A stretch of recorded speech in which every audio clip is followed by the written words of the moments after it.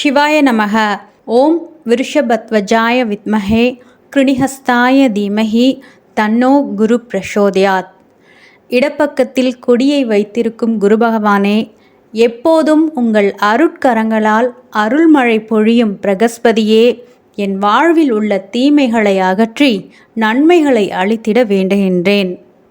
ஓம் குருவே நமக. அனைத்து சகோதர சகோதரிகளுக்கும் எனது அன்பான வணக்கம்.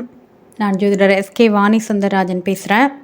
இந்த பதிவில் நம்ம பார்க்க போகிற விஷயம் என்ன அப்படின்னு பார்த்திங்கன்னா, வருகின்ற 2024 ஆண்டு மே மாதம் நிகழவிருக்கின்ற குரு பெயர்ச்சி பலன்களை பற்றி தான் பார்க்க போகிறோம். நவகிரகங்களில் பொன்னவன் அப்படின்னு சொல்லக்கூடிய குரு பகவான் தான் முதல் சுபர். 9 நவகிரகங்கள் இருக்காங்க. அந்த நவகிரகங்களில் முழுமையான சுபர் முதல் சுபர் அப்படின்னு எடுத்துக்கிட்டோம்னா குரு பகவான் தான். குரு பார்த்திங்கன்னா தான் நின்ற இடத்தை விட பார்வையின் மூலம் பொன்னான பலன்களை தருவார். குரு பார்த்தால் கோடி நன்மை. தனகாரகனும் புத்திர வேத ஞான கல்வி கிரகமான குரு பகவான் கடந்த ஒரு ஆண்டு பார்த்திங்கன்னா மேஷ ராசியில் இருந்தார். இந்த ஆண்டு வியாழவட்டம் அப்படின்னு சொல்லக்கூடிய ரிஷபராசிக்கு இடப்பெயர்ச்சி அடைகின்றார்.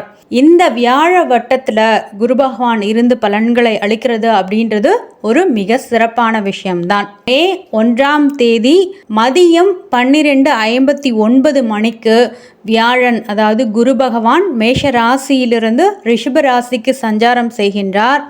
இப்போது குரு இந்த ரிஷப ராசியில் இருந்து 12 ராசிகளுக்கும் எந்த மாதிரியான ஒரு பலன்களை தரப்போகின்றார் அப்படின்றது தான் பார்க்க போகிறோம். கடகராசி நேயர்களை பொறுத்த வரைக்கும் இந்த குரு பயிற்சியில் உங்களுக்கு குரு பகவான் 10ஆம் இடமான தொழில் கர்மஸ்தானத்திலிருந்து 11ஆம் இடமான வெற்றி லாபஸ்தானத்திற்கு சஞ்சாரம் செய்கின்றார். ஆல்ரெடி பார்த்தீங்கன்னா உங்களுடைய ராசிக்கு 8ஆம் இடத்தில் அஷ்டம சனியாக சனி பகவான் கோச்சாரத்தில் இருக்கிறாரு. அதே மாதிரி ராகு பகவானை எடுத்துக்கிட்டோம் அப்படின்னா உங்களுடைய 9ஆம் இடமான பித்ருஸ்தானத்தில் சஞ்சாரம் செய்கின்றார். கேதுவை எடுத்துக்கிட்டோம் அப்படின்னா உங்களுடைய ராசிக்கு 3ஆம் இடமான தைரியம், வீரியம், முயற்சியை தரக்கூடிய இளைய சகோதரத்தை சொல்லக்கூடிய அந்த 3ஆம் பாவத்தில் கேதுவினுடைய சஞ்சாரம் அப்படின்றதற்கு கடகராசி நேயர்களை பொறுத்த வரைக்கும் பொதுவாக பார்த்திங்கன்னா இப்போ கொஞ்சம் ஒரு சிரமங்கள், சில பிரச்சனைகள், வேலையாக இருக்கட்டும், தொழிலாக இருக்கட்டும், இது எல்லாமே கடந்து வந்துட்டுருப்பீங்க. அதுவும் இல்லாமல் 10ஆம் இடத்து குரு வேற உங்களுக்கு இவ்வளோ நாள் போனது, அஷ்டம சனியும் சேர்ந்து நடந்துட்டு இருக்கிறது. இது எல்லாமே சில பாதகங்களை உங்களுக்கு கண்டிப்பாக தந்திருக்கும். 11ஆம் இடத்தில் இருக்கக்கூடிய குரு பயிற்சி அப்படின்றது கண்டிப்பாக இந்த நெகட்டிவான ஒரு விஷயங்களை கடகராசி நேயர்களுக்கு தராது. வேலையில் பார்த்தீங்கன்னா நிறைய ப்ராப்ளம்ஸ் ஃபேஸ் பண்ணிட்டு இருந்திருப்பீங்க கடகராசினியர்கள். அதே மாதிரி உங்களுடைய கம்பெனிலேருந்து வேறு இடத்துக்கு நீங்கள் ட்ரான்ஸ்ஃபர் ஆகணும்னு நினச்சிட்டு இருந்தால் கூட அது நடக்காது. கூட இருக்கிறவங்களாலையும் மேலதிகாரிகளோடையும் நிறைய ப்ராப்ளம்ஸ், இந்த மாதிரி ஃபேமிலிலையும் எடுத்துக்கிட்டோம் அப்படின்னா நிறைய ப்ராப்ளம்ஸ் அந்த மாதிரி தான் போயிட்டு இருந்திருக்கும். அப்போ குரு பகவானை பார்த்தீங்க அப்படின்னா இந்த 11ஆம் இடத்துலேருந்து உங்களுடைய ராசிக்கு 3, 5, 7ஆம் இடத்தையும் பார்வை செய்வார். குரு இருக்கிற இடத்த விட பார்க்குற இடம் அப்படின்றது மிக ஒரு சுபமான விஷயங்களை தரக்கூடியது. எந்த கிரகங்கள் 11ஆம் இடத்தில் அமர்ந்தாலுமே அது பாவ கிரகங்களோ அல்லது சுப கிரகங்களோ மிக ஒரு நன்மையை தான் செய்யும். இந்த இடத்துல உட்காரக்குள்ள இது உபஜயஸ்தானம் அப்படின்னு சொல்லுவோம், வெற்றி லாபஸ்தானம்னு சொல்லுவோம். இவ்வளோ நாள் பார்த்திங்கன்னா சில முயற்சிகள் உங்களுக்கு தடைப்பட்டு போயிருக்கும்.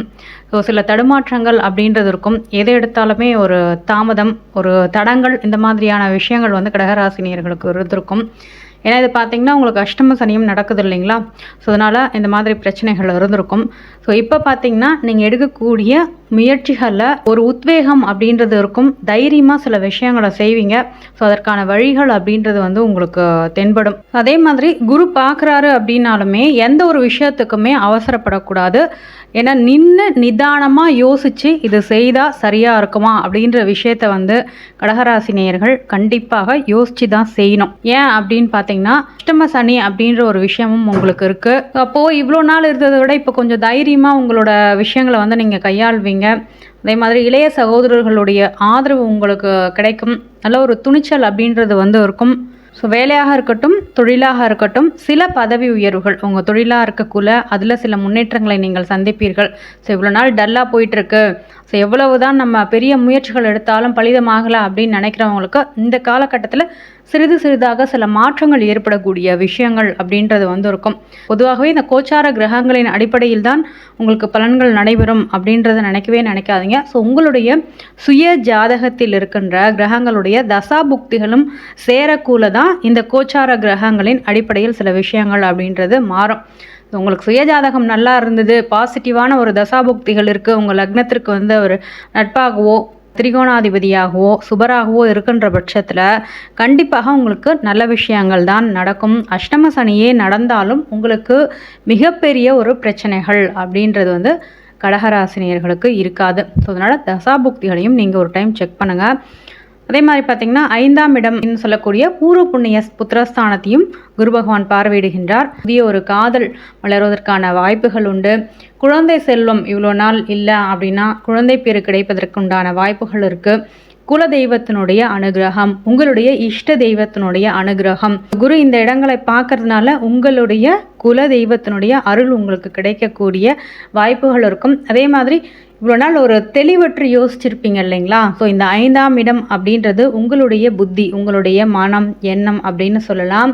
ஸோ நீங்கள் யோசிக்கக்கூடிய ஒரு விஷயங்களில் இவ்வளோ நாள் சில தடங்கல்கள், ஒரு ஸ்ட்ரகிள் இருந்தாலும் இனிமேல் நீங்கள் ஒரு விஷயம் முடிவெடுப்பீங்க இல்லைங்களா?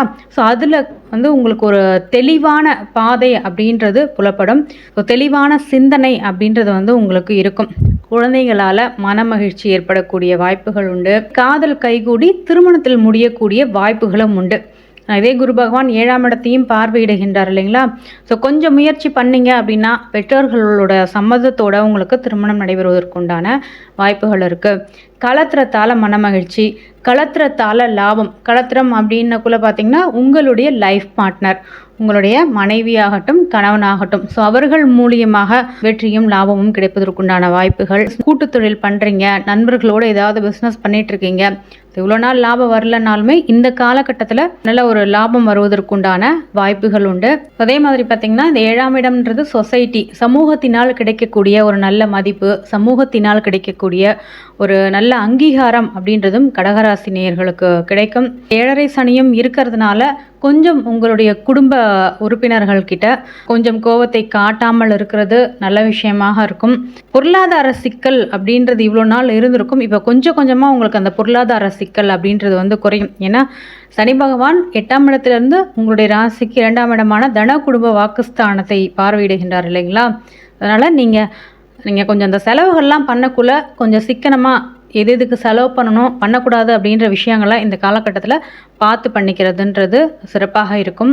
வீண் விவாதங்களை செய்கிறத கொஞ்சம் தவிர்த்துடுங்க. ஸோ தேவையில்லாமல் ஒரு இடத்துல போயிட்டு நான் செய்கிறேன் அப்படின்ற வாக்குறுதியை கண்டிப்பாக கொடுக்காதீங்க. ஹெல்த்து பார்த்துக்கிறது, உடல் ஆரோக்கியத்தை பார்த்துக்கிறது எல்லாமே வந்து நீங்கள் கவனமாக இருக்கணும். ஸோ இந்த மாதிரி விஷயங்கள் பாசிட்டிவ் ஆர் நெகட்டிவ் இது எல்லாமே ஃபாலோ பண்ணிங்க அப்படின்னாலே கடகராசி நேயர்களுக்கு இருக்கக்கூடிய அந்த கோச்சார கிரகங்களுடைய நிலை அப்படின்றது பெரிதாக பாதிப்பை ஒன்றும் தராது. உங்களுடைய தசாபுக்திகளின் அடிப்படையில் தான் ஸோ இந்த விஷயங்கள் அந்த பாதிப்பு அப்படின்றது எல்லாமே இருக்கும். அஷ்டம சனியோட பாதிப்பு அப்படின்றது எல்லாமே இருக்கும். இந்த அஷ்டம சனியனோட பாதிப்பை குறைக்கிறதுக்கு குரு பகவானும் பார்த்திங்கன்னா உங்களுக்கு 11ஆம் இடத்துல தான் நிற்கிறாரு. அதனால் ரொம்ப கடகராசினியர்கள் கவலைப்பட வேண்டிய அவசியம் கிடையாது. ராகு கேதுவை பொறுத்த வரைக்கும் உங்களுடைய ராசிக்கு 9ஆம் இடத்துல ராகு இருக்கிறது அப்படின்றது பெரிய நெகட்டிவ் கிடையாது.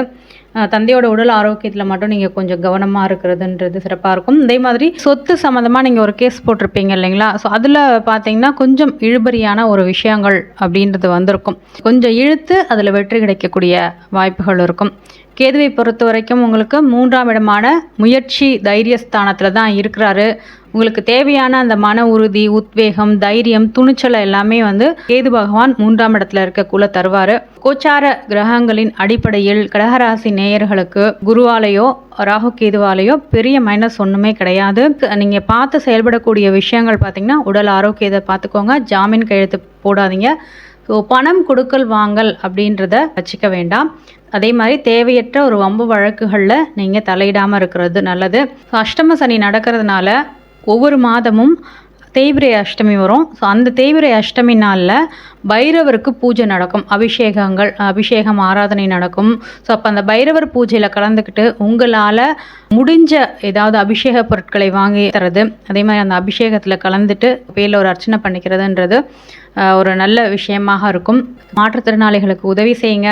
அதே மாதிரி வாயிலா பிராணிகளுக்கு உணவு கொடுங்க. நாயாக இருக்கட்டும், பூனையாக இருக்கட்டும், நீங்கள் பார்க்குறப்ப உங்களால் முடிந்த உணவுகளை கொடுக்கறது, ஆசிரமங்களுக்கு அன்னதானம் அளிக்கிறது, இந்த மாதிரியான ஒரு விஷயங்களை செய்யக்கூட அந்த அஷ்டம சனியோட பாதிப்புகள் அப்படின்றது விலகும். அதனால் கடகராசினியர்கள் முடிந்தவரை இந்த காலகட்டத்தில் உங்களால் முடிஞ்ச உதவிகளை இயலாதவர்களுக்கு செய்யுங்க. அனைவருக்கும் நன்றி.